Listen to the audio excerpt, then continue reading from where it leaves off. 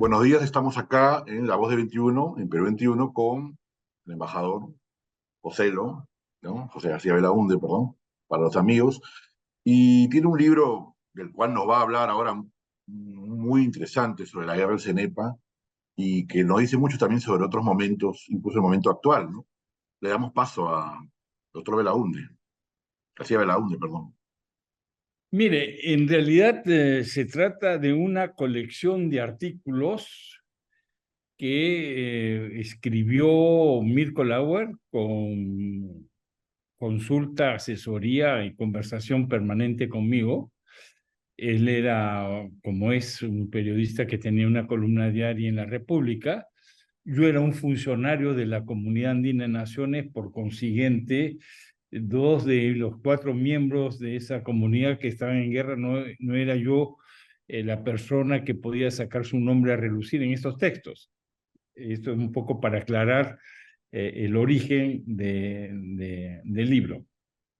Pasado 25 años casi desde este libro, la guerra del Cenepa fue, no, más de 25 años, ¿no? La guerra del Cenepa fue el 95, pero este libro cubre no solo la guerra, sino las negociaciones posteriores, y la paz se firma en la famosa Brasilia, la famosa Acta de Brasilia, recién en el año 98.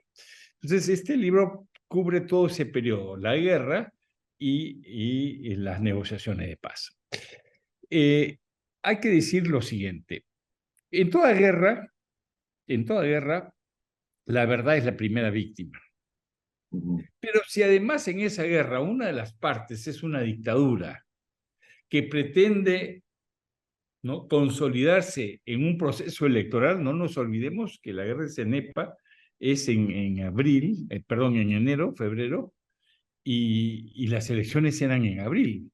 Por consiguiente, era muy importante lo que se dijera en función del proceso electoral. O sea, no solo son las mentiras que se dicen al interior de cada país para levantar la moral, también son las mentiras que en este caso se dijeron en adición para reforzar la candidatura a la reelección de Fujimori, que era viable gracias a que había sido cambiada la constitución política del Perú y permitía la reelección inmediata.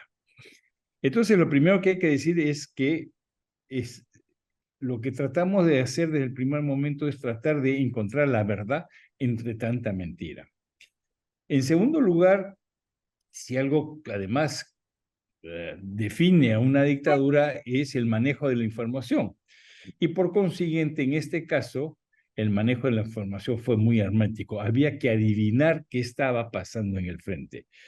Las políticas de información que se llevaban a cabo eran políticas declaradamente sesgadas, interesadas, ocultando muchas verdades. Recuerdo perfectamente que en algún momento aparece Fujimori con sus periodistas geishas, como se les llamaban en ese momento, haciéndonos creer que había llegado a Tiwinsa, y nunca llegó a Tiwinsa, Mm. ¿no? Ese episodio fue muy recordado, ¿no? Sí. Muy recordado, y nunca llegó a Tiwinsa, y nos quiso hacer creer que es una guerra que militarmente se ganó, y no es verdad, no se ganó militarmente esa guerra. ¿Cuál es la conclusión de la guerra? Entonces, ¿se perdió, se ganó diplomáticamente, se perdió en otras áreas? En qué áreas se Yo, ganó y en qué áreas se perdió, digamos? yo creo que militarmente fue una derrota, por eso es que vemos tanta contradicción en el proceso de llegar a la paz, porque yo sí Mm, creo que creemos, y está dicho en el libro, que había todo un sector militar encabezado por el general Hermosa Ríos, que quería una venganza, quería volver a la guerra y impropinarle una derrota al Ecuador y reivindicarse. Este, y eso, por eso es que vimos tantas contradicciones, por eso es que llega un momento que el mismo Fujimori tiene que sacar a Hermosa, porque mm. es un inconveniente para su proyecto. Entonces Ahora, yo sí creo que sí, esa guerra. ¿Por qué? Porque estábamos mal defendidos, porque los militares estaban metidos haciendo política, ¿Se mm, acuerda usted del famoso general almanaquero que iba, ¿no?, con Fujimori a repartir almanaques en los pueblos? claro. Los militares estaban, ¿no?, como parte del Estado Mayor, no de la Defensa Nacional, sino de la reelección de Fujimori. En eso Ujú, estaban los militares peruanos. Sí, evidentemente hubo una indefensión y por consiguiente pasó lo que pasó. Que después de eso, el Perú manejó bien porque felizmente existía un tratado y que ese tratado tenía unos países garantes y que esos países garantes participaron activamente y facilitaron el proceso para llegar a la paz. Eso es verdad. Y que el resultado final de la paz fue básicamente respetar casi en su integridad lo que estaba establecido en el Protocolo de Río de Janeiro del año 42, también es verdad. Y que a partir de la Acta de Brasilia se estableció un nuevo tipo de relación, felizmente muy positiva con Ecuador, también es verdad. mm. Pero O sea, fue un triunfo diplomático, una derrota militar, más o menos. yo creo que sí, que es un triunfo de, sí, de la diplomacia, del derecho, de la buena voluntad de las partes. Yo creo que Ecuador mostró muy buena voluntad después en este proceso y evidentemente la presión de países garantes muy importantes como el Brasil. Dicho se paso, en toda la historia del Protocolo de Río de Janeiro, el país garante que ha manejado todos los procesos siempre ha sido Brasil. Y este no fue un caso ajeno a la tradición de Brasil, y en eso hay que reconocer también la presencia y la participación y el talento del presidente Fernando Enrique Cardoso. Yo creo que sí, creo que el resultado fue bueno, pero, pero fue una guerra que nos agarró de sorpresa, que nos tomó indefensos, donde se utilizó todo lo posible que se podía utilizar para que sirviese al proyecto reeleccionista del presidente.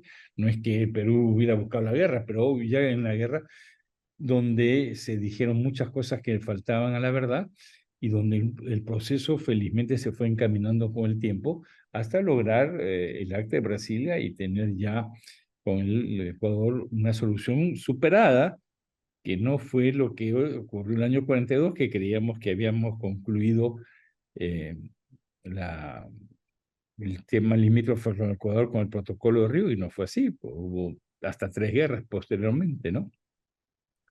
Claro, entonces, ¿cuánto del Tratado del 42 se mantuvo? Porque la libre navegación se mantuvo, ¿no? Sí. Los límites territoriales se mantuvieron.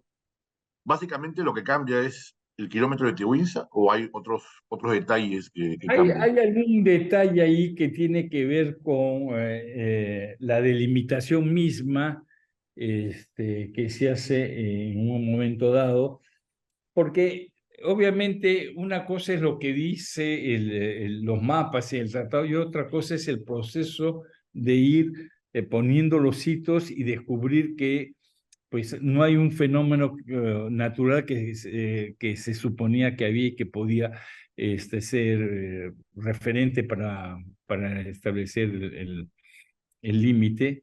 Entonces, sí hubo pequeños ajustes, pero en lo sustantivo se mantuvo las líneas del Tratado del 42. ¿Qué grandes mentiras recuerda? Bueno, ha mencionado lo de el caso este de Tiwinsa, ¿no?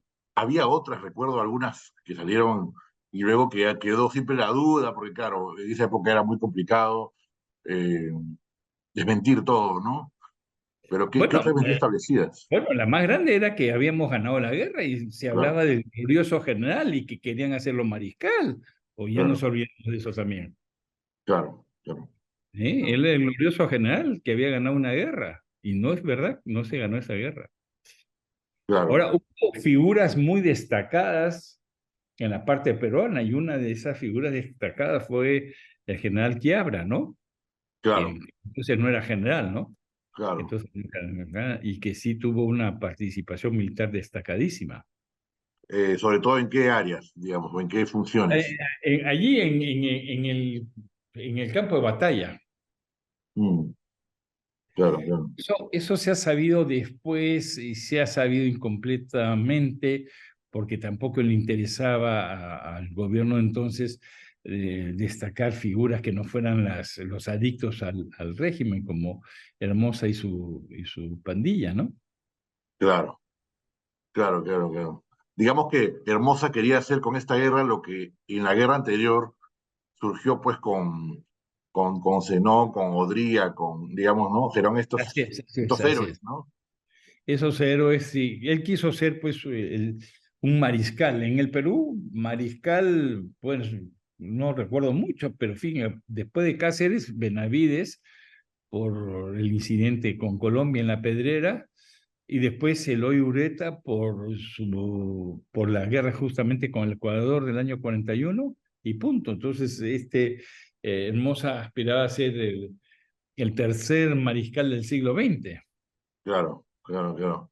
Bueno, y ahora ya, en fin, está en una situación totalmente compleja, ¿no? En fin. Sí. Eh, ahora, claro, estaba leyendo un poco lo que hay alrededor del libro. Claro, esto se escribe en la República, en los años, como usted dice, fuertes contra la dictadura, ¿no? Eh, y ustedes siempre con Mirko son amigos y además colaborador a veces de su columna, siempre le manda una carta a veces, ¿no? Unos comentarios, en fin. Hay una especie de a cuatro manos casi, ¿no? Sí. Sí. Ahora, ¿en qué Bueno, medida también?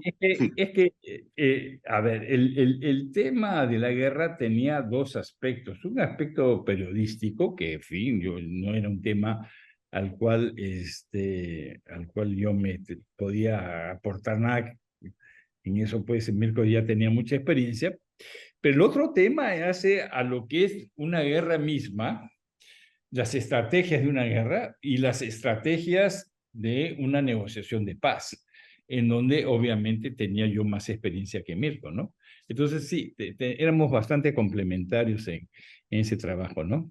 No, lógico. Además, después, digamos que Fujimori utiliza esto para ir construyendo esta imagen de estratega, ¿no? Que luego también en la embajada de Japón, en fin, él se construye también una imagen de hombre De que viene a estratega. solucionar muchos problemas, ¿no? Así Que es, están abiertos, ¿no? así es. En fin, curiosamente, usted Sí. con un equipo también, en el caso de La Haya de Chile, ahí sí se cierra un problema, digamos, bueno, sin una bala, ¿no? Digamos, ahí, digamos, la situación es totalmente distinta, ahí no hay guerra, no quiero comparar, yo sé que son contextos muy distintos, pero era también una frontera que había quedado de mucho tiempo, ¿no? Había también un litigio ahí, digamos, latente, ¿no? Mire, lo que usted dice es verdad y vamos a ponerlo en su verdadera dimensión sin exagerar Mm, ni menoscabar nada. Era un tema que venía de atrás, que estaba soterrado, que de alguna manera en el gobierno de Toledo se levanta mucho mm, y que al levantarse mucho cuando llega el gobierno de García es un caballito de batalla del humanismo. claro, Porque no nos olvidemos que era el Partido Nacionalista, así se claro, llamaba, el claro. Partido del Movimiento Llanta, ¿no? Ergo convierte en este es un gran tema y van a, de alguna manera, queriendo sacar rédito político, Ujú, afirmándose como defensores de la patria y de paso, pues atacando al gobierno como debilidad frente a Chile. mm, Entonces, si ese tema no se tocaba en ese momento como se tocó, es decir, bueno, si no hay negociación, vamos a la corte, hubiera estado enturbiando, perturbando, tensando la relación entre Perú y Chile. Lo mm, mejor que pudimos hacer fue ir a la corte. Lo mm, mejor que se pudo hacer es, en el ir a la corte, quitarle todo, en la medida de lo posible, toda tensión, toda irritación, todos esos elementos de conflictividad. No habrá ninguna, absolutamente ninguna frase del presidente García o mía que puedan significar agresividad. Si me mm, permite una anécdota, cuando yo sí, conocí al presidente chileno Piñera, me dijo, canciller, ¿por qué usted es tan antichileno? Yo le contesté, lo reto, presidente, a que me saque una declaración que pueda ser considerada antichilena en mi parte. Y ahora revisando las cosas, porque estoy trabajando esto, porque se nos acerca el 10º aniversario del fallo Laya, Es otro libro pendiente, claro. sí, y la reacción más positiva al fallo, no de vanagloriarse, no de decir ganamos, etcétera, sino de pensar en términos de estadista, vino García por un tuit que dijo, la Corte falló, no, nos ha favorecido, pero ahora tenemos la posibilidad de tener un gran tipo de desarrollo de amistad y relación con Chile. El primero que dijo que a partir de eso se abría todo un campo de mayor relación y mayor entendimiento con Chile fue García, Claro. hace 10 años, hace el año 14. Otra mirada, ¿no? Entonces, ¿ah? Otra mirada, Otra digo, la mirada. comparación entre una democracia y una dictadura, ¿no? Así es. Entonces, sí, pero a ver, lo que sí es importante es que de alguna manera,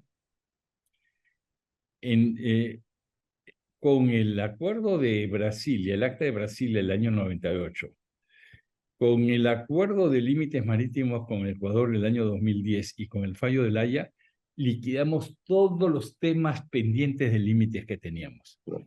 Y eso, pues, hay que valorarlo, y creo que eso es importante, nos permite estar tranquilos, nos permite no distraernos en carreras armamentísticas y cosas por el estilo, porque estamos en otra cosa, ¿no? No ¿Por, tenemos pendientes. por qué cree que no se valora lo suficiente o quizás no se conoce lo suficiente?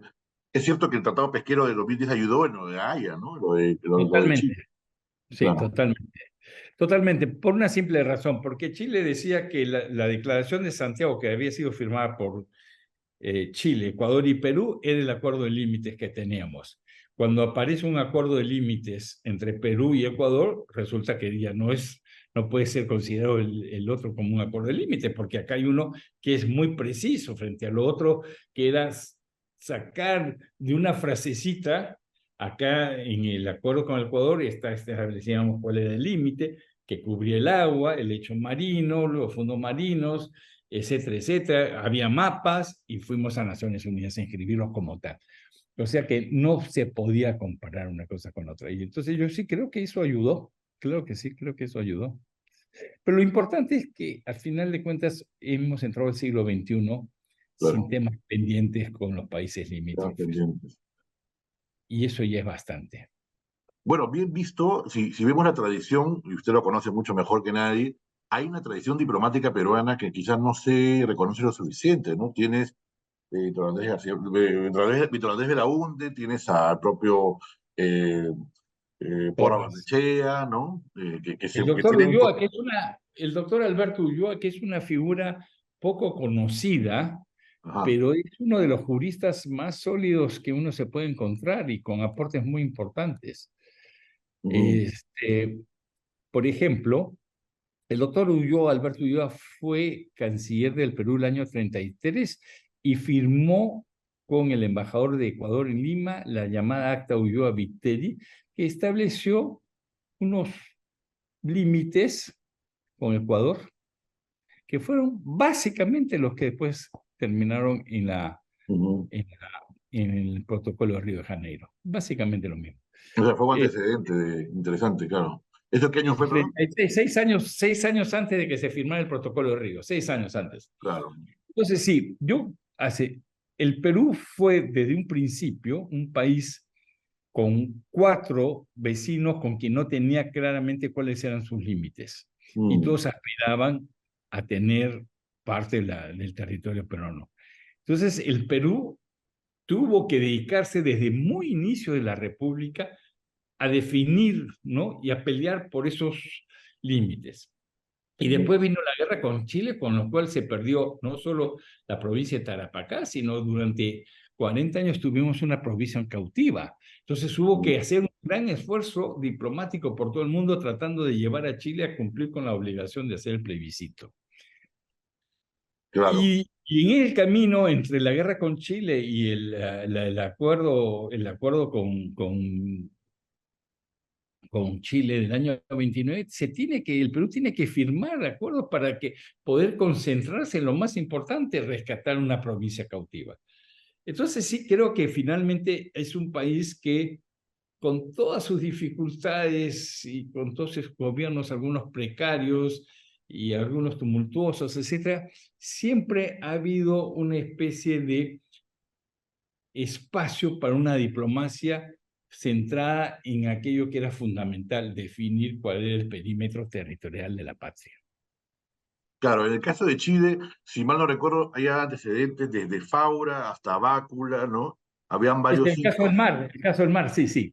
Sí. Es una pena que a Faura se le esté negando reconocimiento. Es el primero que descubre que el límite marítimo con Chile no puede ser el paralelo porque perdemos mar, sino tiene que ser la línea equidistante. Eso lo dice él el año 70 y tanto, 77, inclusive antes de que existiera la Convención de Naciones Unidas sobre el Derecho al Mar. Mm. Faura es un antecedente y el otro es Bácula, en cuyo memorándum sirvió un poco de base para la posterior elaboración de la posición peruana. Bácula le plantea al gobierno de Chile que acá hay un problema que tenemos que resolver y Chile dice que lo va a estudiar. Ahí propiamente se inicia el contencioso. Estamos hablando del año 87, el primer gobierno de Alan García y Alan Wagner de canciller que va a Chile en visita oficial y lleva a Bácula. Ahora, estaba pensando en como cuando se hablaba mucho en los 90 de Tiwisa por ese kilómetro, ¿no? Que en verdad es un kilómetro más bien simbólico para ceremonias, entiendo. No es un kilómetro, digamos, que se pueda usufructar o utilizar de forma ni comercial ni políticamente, ¿no? Por el tema, por Ecuador, ¿no? Es un kilómetro de propiedad privada, o sea, se Mm. puede hacer lo que se puede hacer Ah, ok. con la Embajada del Ecuador en el Perú, por ejemplo. Son dueños de esa embajada, tienen dos locales, de la residencia del embajador y el otro las oficinas, y ellos ahí pueden hacer lo que le da la gana, como cualquier ciudadano Mm. que vive en el Perú con su propiedad, ¿no? Ah, ok. Es una propiedad privada. Mm. Lo que ocurre es que está en el centro de un sitio inaccesible y por consiguiente, puedo decir, ¿no? El presidente Correa dijo que no se justificaba hacer una carretera hasta allá porque era costosísimo y que no tenía ningún sentido para conmemorar unas cosas, ni mucho más eficaz es hacer las celebraciones por vía aérea, y llevar unos helicópteros ese kilómetro si se quiere. Pero sí, Mm. es una figura eh, que se sacó de la manga en algún momento en la negociación. Yo tengo la impresión que sale de un libro de un negociador americano, pero tengo la sospecha que no he podido comprobar que tiene un antecedente anterior en la Corte Internacional de Justicia y que eso viene, esa figura se le inventa en la Corte Internacional de Justicia aquel juez que después nosotros pedimos que fuera nuestro juez ad hoc, el francés Guillaume, Mm. Gilbert Guillaume, a quien pedimos que fuera el juez ad hoc. Nosotros no quisimos poner un juez ad hoc peruano, preferimos un juez ad hoc que había sido juez de la Corte y presidente de la Corte, pero que evidentemente conocía nuestro caso y sentía que nosotros teníamos muchas razones que amparaban nuestro derecho. Ujú. Ahora, el caso de La Haya, de Chile, es totalmente distinto, ¿no? Es un terreno mucho más grande, digamos, es significativamente rico a nivel de explotación, de pesca, pero pareciera también que no se le ha dado la importancia o el uso debido, o estoy mal informado de repente. Bueno, mire, lo que leí yo hace pocos días, no más de 10 días, la presidenta de la Sociedad Pesquería, la señora Cayetana Jovín, decía que por los cambios climáticos se había desplazado el cardumen de pesca hacia la zona que habíamos recuperado con Mm. la, con la, Ah, interesante, con el fallo del aire. Está en un artículo de ella, no sé en qué periódico del Perú, pero está en un artículo de ella. interesante. sí, sí, sí, sí. Interesante, porque también se habla mucho de la pesca en el norte de Ecuador, pero ya de bolicheras ilegales, ¿no? Digamos, Bueno, ahí mire, es otro mire, reto ya, ¿no? La ilegalidad es otro reto. sí, mire, los países fronterizos siempre vamos a tener problemas en la frontera. Claro. Siempre habrá unos pescadores que se pasen del límite, Claro. siempre habrá algún contrabandista de lado y lado, siempre habrá alguna cosa extraña. Pero eso hace a la naturaleza de las relaciones internacionales y nadie debe preocuparse por eso. Hay que desarrollar esquemas de cooperación y punto. Lo importante es que no tenemos conflictos ya. Ujú, claro. Lo que tenemos que es desarrollar todos los mecanismos sabidos y por haber para que la relación sea más fluida, para que podamos estos tipos de incidentes manejarlos fácil y rápidamente. Ahora, esta solución de conflictos, insisto, ¿no? Esta tradición, hay una tradición, hemos hablado de Víctor Andrés Belaúnde y de Porras Barnechea, también habría que sumarle, usted no lo va a mencionar por la modestia, pero yo lo puedo mencionar a usted, a Wagner, en fin. Hay una tradición diplomática, el peruano, digamos, quizá tiene una tradición no tan estudiada de negociación a nivel de cancillería, de diplomacia, de política de alto nivel. Sí, sí, la hay definitivamente. Mire, en el siglo XIX tuvimos un canciller de lujo que se llamó José Gregorio Pasoldán. Cuando venían las amenazas de las potencias europeas que querían recuperar los territorios coloniales de España, que querían, que había un general ecuatoriano buscando príncipes, dos a falta de uno, uno para el norte de Perú y Ecuador y otro para el sur de Perú y Bolivia, ¿no? O cuando vino la misión española, este, que terminó en el combate del 2 de mayo, a ese canciller movilizó a toda América Latina en defensa de la identidad. O sea, fue el Perú el que convocó esos congresos de Lima para hacer una defensa conjunta del territorio. En el siglo XX hemos tenido pues todos estos esfuerzos por definir nuestra frontera y luego algo que pues ya se ha olvidado porque se da por descontado, pero hemos hecho la gran campaña por el derecho del mar. Ujú, Cuando empezamos el año 47 con el decreto del doctor Bustamante, lo que planteaba el Perú y después Ecuador y Chile era una locura. Y hoy día es moneda común. ujú, Pero eso fue una campaña que se activó muy fuertemente a partir de los 70. ujú, En fin, y podemos decir otras cosas en materia de integración, etcétera. Sí, hay toda una tradición diplomática en el Perú. Ha habido maestros, en el siglo XIX, bueno, estaba esto, el doctor José Gregorio Parsonal, pero después a finales del siglo XIX y todavía al principio del XX, una figura muy importante fue don Víctor Manuel Maurtua, maestro de Belaúnde, maestro de Porras, estaba Belaúnde Víctor Andrés, estaba Raúl Porras, estaba Alberto Ulloa, y ya más cerca de nosotros ha habido gente muy importante como Carlos García Bedoya, que ha sido el maestro de muchos de nosotros, o la influencia gravitante de alguien como Juan Miguel Bácula, que dicho sea paso, ese libro está dedicado a la memoria de Bácula, porque ah, qué Bácula bonito. entendió muy bien el tema del Ecuador. Sí. Desde el principio fue un promotor de la relación, la convivencia y la amistad que debía existir entre dos países que realmente son países hermanos. Yo he vivido en el Ecuador y yo puedo decir que Perú y Ecuador casi no se distinguen. Para ir cerrando, inevitable hablar dos preguntas de coyuntura, si me permite. Sí, Usted está en España, me parece, ¿no? ¿Cómo ha sí. visto el resultado de las elecciones? ¿Ha sido lo esperado hasta cierto punto y también lo no esperado? Ya, a ver, a propósito, le he escrito a Mirko y mañana va a salir una Ah, carta sobre perfecto. eso. Se va a leer entonces, perfecto. Ya, no era esperado eso.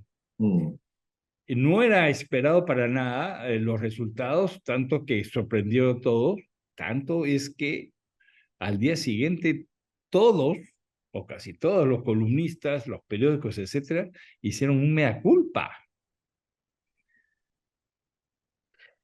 no se esperaba que iba a ganar el PP, el Partido Popular, con unos 150 escaños y con lo que le aportaba Vox, que es el partido de extrema derecha, pues llegaban a los 176 fácilmente y se hacían del gobierno sin ningún problema. Eso es lo que se especulaba. Lo que no se tuvo en cuenta, lo que no se esperó es que no tuvieran los 150, sino menos de 140, y que Vox cayera de esa manera. Vox tenía 52 diputados y ahora tiene 19 menos, tiene 33. Entonces no hay forma de que ellos puedan ganar. Ha triunfado los populares, o sea, Feijóo, sí, ha triunfado, pero no puede hacer gobierno. Ujú. ¿Ha quedado segundo Sánchez? Sí, pero sí puede hacer gobierno, porque el PP con Vox no pueden crecer más. Ujú. No tienen con quién negociar. Nadie quiere negociar con Vox. En Ujú. cambio, con el Partido Socialista y con Sánchez sí puede negociar.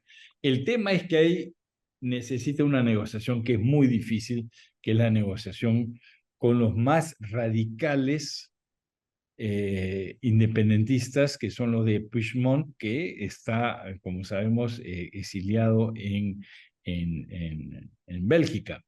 Y entonces, y ahí la dificultad son dos. No solo su carácter independentista, sino que además son los independentistas de derecha, a diferencia de Esquerra Republicana, que es un movimiento independentista de izquierda, estos son los independentistas de derecha. Y han planteado dos cosas que son muy difíciles. Amnistía, porque todavía Puigdemont está con orden de arresto y detención, etcétera, amnistía y referéndum. Y eso es muy difícil. Entonces, no se sabe si va a lograr Sánchez evitar que los de Puigdemont, o sea, los radicales independentistas, evitar que voten en contra de él. Con la abstención ya podría Sánchez ser presidente de gobierno. No sabemos si va a poder ser. Y si no lo puede hacer, entonces tendremos en diciembre unas nuevas elecciones. Ese es el panorama. Es muy incierto, pero yo uso mucho la palabra que le escuché al vocero del Partido Popular: ¿es un resultado endemoniado? Sí, es un resultado endemoniado, porque ha complicado todo. Quizás lo más claro es que ha fortalecido a los dos partidos históricos de la derecha y la izquierda, PSOE y PP, y ha disminuido seriamente, le ha un golpe muy serio a Vox, pero también ha castigado a la izquierda del PSOE, o sea, a Sumar, que ha perdido vis a vis su matriz original, que era Podemos, ha perdido hasta 5 o 7 diputados, cosa que es bastante. O sea, como que la sociedad española rechaza obviamente a la Los extrema, extremos. pero tampoco está dispuesta a premiar ni nada por el estilo a la izquierda. De hecho, ya Podemos se lo cargaron, ya de Podemos casi no existe, y existe Sumar porque tiene una lideresa convocante, dialogante, etcétera, que es la señora Yolanda Díaz, que es la vicepresidenta del gobierno y que, pues sí, tiene su carisma, porque es moderada, porque no es conflictiva.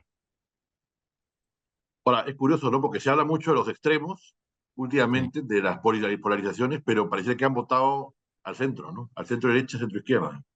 Bueno, es que, ¿sabes lo que está pasando? Es que la polarización la tienen los políticos y no tanto la sociedad, ¿no? Así es, así Los que es. polarizan más son los políticos. La gente en este país ha sido muy claro.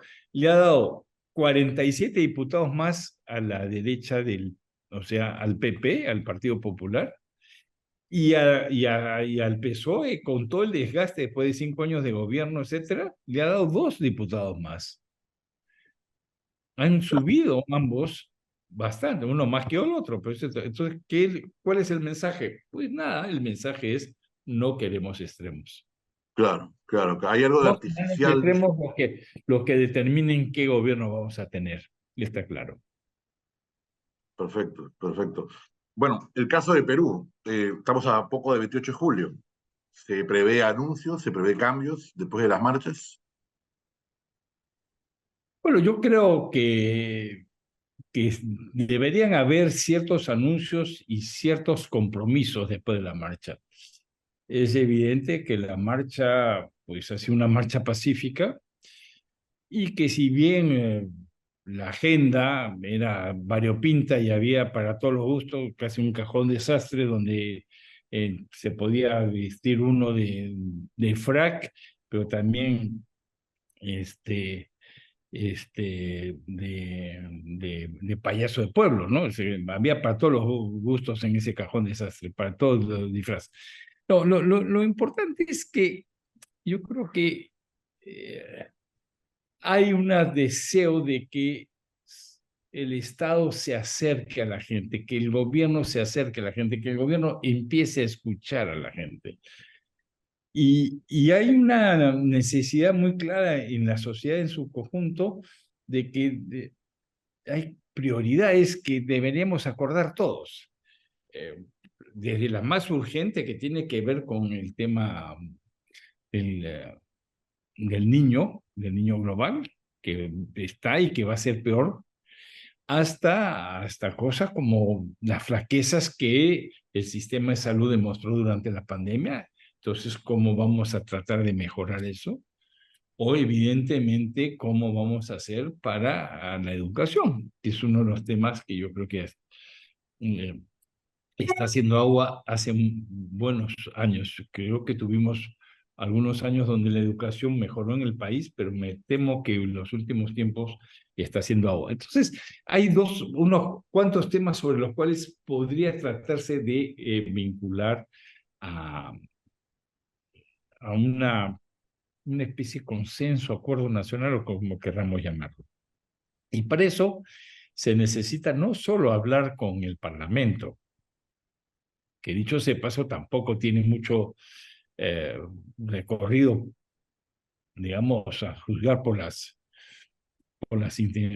el apoyo que recibe la población, sino empezar a buscar otro tipo de eh, representantes de organizaciones civiles, pero representantes, pues no queremos esas organizaciones de 2 personas y un lema, no, sino buscar, digamos, en gremios, en sindicatos, en fin, gente con las cuales se pueda ir pensando en algo que nos permita tener los años que quedan de gobierno, pues cosas muy puntuales para hacer. Porque en este momento no sabemos qué es lo que se va a hacer en el futuro cercano. Creo que sí, que es indispensable, sí, abrir un espacio de diálogo con muchas fuerzas. Ahora, cuando habla de diálogo y de ampliar un poco la convocatoria, no sé si incluye ahí a los alcaldes, gobiernos regionales, por un lado, y por otro lado, si incluye cambios en el gabinete para ampliar la base, o no necesariamente. Lo segundo, no necesariamente, ¿no? O sea, más que un tema de nombres, es un tema de tener políticas públicas claras. Exactamente. Y ahí sí, yo sí creo que es muy importante hablar con gobernadores y con alcaldes, sí, claro que sí. Es muy importante hablar con ellos. Es muy importante generar una especie de diálogo de bases, pero base de verdad. Yo no esas pues que nos hacen creer que existen ahí, ¿no? El comité de acá, el comité, no, base de verdad. Entonces, organizar a través de los municipios diálogos, ¿no? Que permitan identificar cuáles son las necesidades más grandes, las prioridades. El tema es priorizar, saber priorizar qué cosa es lo que es posible y debe hacerse antes que otras cosas. Sí. Ahora, estamos partiendo de la idea de que va a haber una estabilidad desde el Congreso, ¿no? Porque se está voceando mucho con estas dos listas de que se va a hablar de la vacancia, de que va a cambiar la composición, la relación del Congreso con el gobierno. No, no sabemos todavía, el miércoles se definirá, pero digamos, algo va a cambiar, supongo, o no. También por ese flanco. No, no. No, el Congreso no está para hacer muchos cambios, ¿no? Mm, Está claro que el Congreso todos quieren quedarse ahí hasta el último día, exprimiendo la última gota, ¿no? Que pueden exprimir a esa ubre, ¿no? Podrían no. interpretar como que las elecciones que se convocan luego de la vacancia son solo presidenciales. ¿Se acuerda que había una interpretación en ese sentido en la época de Vizcarra? Sí, sí. He escuchado que puede volver esa, no, no sé qué tanta fuerza tenga esa idea, pero Mire, yo creo que a ver, una cosa es el derecho y otra cosa es la política. claro. El derecho, sí, yo creo que sí, las elecciones no tienen por qué ser, porque si se vaca alguien, entonces hay que cubrir esa vacancia, punto. O sea, si se vaca y no hay vicepresidente, asume el presidente del Congreso para convocar elecciones para cubrir la vacancia que se ha dado. Ujú, Pero eso es la interpretación legal, entiendo yo. No soy jurista ni pretendo serlo, pero me parece que es lógico, ¿no? Pero esa es la lógica jurídica, esa no es la lógica política. claro, La lógica política es que si se van uno, se van todos, claro, porque se va una con 10% de aprobación y los otros que tienen 8% se quedan. No, claro. no, esa no va a ser la lógica. Entonces, yo sospecho que hay que empezar a conversar Mm. muchas cosas. Para ir cerrando, se habla del bicentenario como el 24, ¿no? Por Ayacucho, porque digamos, de alguna manera el 21 estuvimos entrampados en la pandemia, no era el mejor momento para celebrar, pese a que nunca lo es, pero digamos, se puede hablar de un 24, que yo sé que hablar de 24 a estas alturas puede ser muy, muy lejano, pero eh, faltó algo por el bicentenario, ¿no? Ya que estamos en Semana Patria, faltó bastante, ¿no? Faltó bastante porque nos agarró mal, nos agarró con pandemia y nos agarró con cambio de gobierno, que es lo peor que puede ocurrir, ¿no? Cambio de gobierno el mismo día de la celebración del Bicentenario. Pero sabe que no hay mal que por bien no venga, y yo creo que no hemos sido justos los peruanos con el 24. Ujú, El 24 son dos batallas que se ganan. ujú, No es una declaratoria de independencia de un señor que toma la ciudad de Lima, etcétera, cuando medio país está todavía manejado por españoles. Ojo, ¿ah? Medio claro. país está manejado por españoles. El 24 sí es. Y a mí me da pena, y siempre me ha dado pena, que 6 de junio o el 9 de diciembre hayan pasado siempre inadvertidos en las festividades, cuando realmente son los momentos de esto, como yo creo que así hemos dejado pasar figuras muy importantes de próceres de la independencia, como Pumacagua, como es esto que ni caso le hemos hecho en este Mm, bicentenario, ni caso le hemos hecho. Entonces yo sí creo que está bien que la pandemia nos obliga a que los fastos vayan al 24, porque el 24 es realmente la consolidación y, y donde hay una peruanidad que se expresa finalmente. quizá por una animadversión que hubo décadas al tema de militar, ¿no? Quizás no quería militarizar el tema, pero es cierto que se dejó de lado un poco el 24, ¿no? Pero no, siempre ha sido así, ¿ah? Mm, Eh, eh, para el sesquicentenario yo no recuerdo grandes cosas del mm, 24, recuerdo el 71, pero no recuerdo grandes cosas del 74. mm, claro, No, pero algo en la Pampa de la Quinoa, en Ayacucho, ¿no? Pero Y siempre, y eso que era un gobierno militar, y eso que Claro. era un gobierno militar. No, yo no, nunca he entendido por qué los peruanos no rescatamos más esas fechas que quizá por esa idea de que ya éramos tardes, éramos de los últimos a llegar a la independencia, entonces Claro, trazar más 3 años tarde. más sentíamos que éramos menos, no sé, pero Claro, creo que está bien que se celebre el 24, sí. claro. Para cerrar, esta idea que dijo de la polarización me parece interesante porque, claro, vemos lo que pasó en España, ¿no? Con elecciones que han un poco respondido a las elecciones anteriores. Y en Chile también pasó esta respuesta ¿no? A la primera idea de constitución. Y bueno, es un péndulo cada vez más rápido, ¿no? De izquierda a derecha y de alguna manera dura poco tiempo y el crédito se acaba rápido, ¿no? No sé si en Perú, ¿qué podría pasar en Perú? Veníamos de un gobierno de izquierda, ahora estamos con un gobierno que nadie se adjudica como de derecha ni de izquierda, o en todo caso los dos creen que es del otro lado. Eh, no sé si el péndulo aquí también va a afectar, la polarización va a afectar el Perú, que es un poquito, usted dice, un poco más forzada de lo que de repente el votante silencioso quiere. Mire, a ver, yo tengo otra lectura, si usted me permite. Sí. Yo creo que en Chile lo que fracasó fue que un grupo de gente creyó ¿no? que hacía una constitución para solo su gente Ujú, y se olvidó que su gente era parte de un grupo más grande, de una nación. Y entonces cuando pusieron el referéndum, la nación dijo, no queremos eso. Eso está claro.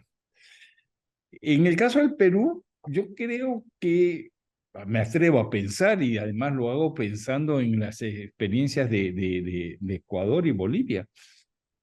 Yo creo que antes que el tema ideológico está el tema de la estabilidad, de la querer tener pues un horizonte y no este proceso por el cual cada 6 meses o cada año cambiamos de presidente. Eh, ujú, Cuando empezó ese proceso en Ecuador o en Bolivia, terminaron apareciendo líderes carismáticos, fuertes, que se instalaron para darle estabilidad al país. Uno se llamó Correa y el otro se llamó Evo Morales. Entonces no sería de extrañar que en un momento aparezca alguien con un discurso poco ideologizado, ujú, muy antielitista, muy anticlase política, populistón, y que se lleve eso porque la gente quiere, ¿no? Que alguien venga a resolverle problemas más allá de la ideología. Populismo puede ser de izquierda o derecha, ya sabemos, y que le dé cierta estabilidad. Yo creo que por ahí va la cosa. Creo que la izquierda y derecha hoy día son términos relativos porque más importante es cuán liberales somos o cuán liberales somos. Es decir, cuánto populismo queremos de izquierda o derecha o cuánto gobierno democrático serio queremos. ujú, Y en esa está la discusión, no está si eres de izquierda o derecha, sino si eres populista o si no eres populista. Y en eso estamos. ujú. Perfecto. Bueno, es mi impresión, de No, repente está estoy diciendo buenísimo. tonterías. Está buenísimo. Digamos, estamos en una etapa, estaríamos en todo caso en una etapa populista a partir de Castillo o a partir de antes incluso de Vizcarra, Sí, Vizcarra ya fue un populista. sin duda, ¿no? Sagasti controló la cosa y ya Castillo fue ya el delirio, porque era el populismo ignorante, con ministros que parecían sacados del prontuario de la policía o del Poder Judicial, Mm, ¿no? Y con la rapiña desde el primer día. Entonces, claro, eso fue ya el peor de los escenarios. Fue un populismo de rateros y de incompetentes absolutos, ¿no? perfecto. Gracias por su tiempo, doctor Belaunde, García Belaunde, y bueno, eso ha sido todo por nosotros. Felicidades por el libro y bueno, estaremos en la presentación, que es el 30 me parece, ¿no? El 30 o el 31, ya no me Buena, acuerdo. pensaba que era el 30, pero bueno, lo ponemos ahora en la... Depende, sí, sí, sí, el 30. el 30 a las 7 de la noche. Sí. Muchas gracias por... A usted. Y una cosa que quisiera decir, si me permite, para el Sí, final. claro. La guerra fue el 95, hace casi 30 años, Sí, 28 años. Y esas crónicas fueron escritas entre el 95 y el 98. O sea, hace 25 años que fueron escritas. Siguen teniendo vigencia, se pueden leer todavía. claro. No se han publicado antes. Y al revisarlas nos dimos cuenta que sí, sí, son un testimonio de un momento determinado. Interesante. Interesante. Interesante, No, además le da un legado del fujimorismo que a él no le va a gustar mucho a los amigos naranja, pero es bueno, pues interesante. sí, pero pues ya gozaron el gobierno 10 años, pues tienen que asumir pues los estropicios de esos Claro, años. los activos y los pasivos, claro. Así Claro, de es. acuerdo. Sí, así Perfecto. es. Muchas gracias por tu tiempo. Hasta luego.